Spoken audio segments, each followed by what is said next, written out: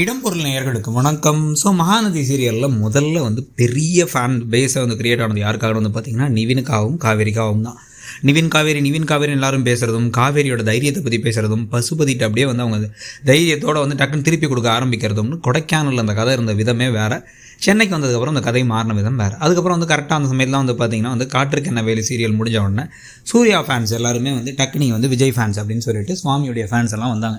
அவங்க வந்ததுக்கு பிறகு பார்த்தீங்கன்னா இவர் எதுக்கு வந்திருக்காரு, என்ன விஷயம் அப்படின்னு பார்த்தா டபக்குன்னு இவங்க 2 பேருக்குள்ள கல்யாணம், கான்ட்ராக்ட் மேரேஜ், அந்த பக்கம் நிவின் ராகினி கல்யாணம் முடிஞ்சு அவங்க நினச்சிட்டாங்க அப்படின்லாம் கதை போச்சு. ஆனாலும் இப்போ நிவின் இருந்தே இருக்கார். இப்போ என்ன பிரச்சனை அப்படின்னா கழுத்தில் தாரி ஏறிச்சு, கான்ட்ராக்ட் மேரேஜ். இந்த கதை பிரியமானவளை படம் மாதிரி கான்ட்ராக்ட் மேரேஜ், ஆனால் கொஞ்சம் கொஞ்சமாக அவங்களுக்குள்ள காதல் வருது, ஆனால் அதில் 1000 பிரச்சனைகள் வருது, வெளில மாற்றுறதுன்னு கொண்டு போகிறதா, இல்லை இந்த கல்யாணத்தை வெறும் கான்ட்ராக்டாக நினச்சிட்டு இவங்க பாதியிலே கிளம்பி போய் திருப்பி நிவின் மேலே தான் எனக்கு காதல் இருக்குன்னு நிவின் கூட சேர்றதா அப்படின்னு ஒரு கன்ஃபியூஷன் வருது. ஆனால் இங்கே இவங்க இந்த ஃபேன்ஸை அப்பீஸ் பண்ணுறதுக்கு, அதாவது இந்த ஃபேன்ஸுக்கு பிடிச்ச மாதிரி அங்கங்கே இங்கே ரொமான்ஸ் செய்யணும்.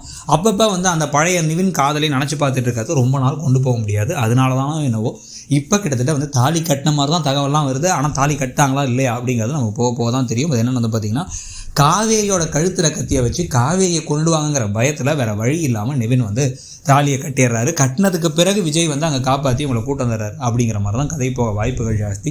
ஸோ நிவினும் காவேரியும் இதோட அஃபிஷியலாக பிரிஞ்சுற மாதிரியும், நிவின் காவேரிக்காக கடைசி தியாகம் பண்ணி ராகினியோட சேர்ந்து வாழ்கிற மாதிரியும், அதில் என்னென்ன பிரச்சனைகள் வருது, நிவின் எவ்வளோ கஷ்டப்படுறாரு, இந்த பக்கம் பார்த்திங்க அப்படின்னா இதுக்கப்புறம் நிவின் தான் வாழ்க்கையில் இல்லைங்கிறத உணர்ந்து, அதே சமயத்தில் பார்த்திங்கன்னா விஜய்க்கு கொஞ்சம் கொஞ்சமாக காவேரியிட்ட நல்ல அபிப்பிராயமும் இந்த ட்ரிப்லே உருவாகி இவங்க 2 பேரும் க்ளோஸ் ஆகிறதும் கதை போக வாய்ப்புகள் ஜாஸ்தி. அதை பற்றி நீங்கள் என்ன நினைக்கிறீங்கிறத சொல்லுங்கள்.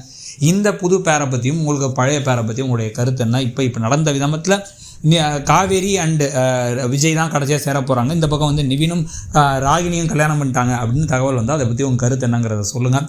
ஒருவேளை கல்யாணம் நின்று நிவின் யமுனா ஜோடி அப்படின்னு வந்தால் ஓகேவா? இல்லைங்க என்ன நடந்தாலும் சரிங்க, யார் கல்யாணம் ஆகக்கூடாது, கடைசியாக நிவினும் காவேரி தான் சேரணும் அப்படின்னு நினைக்கிறீங்களா? உங்களுக்கு என்ன தோணுதுங்கிறத சொல்லுங்கள். தேங்க்ஸ்.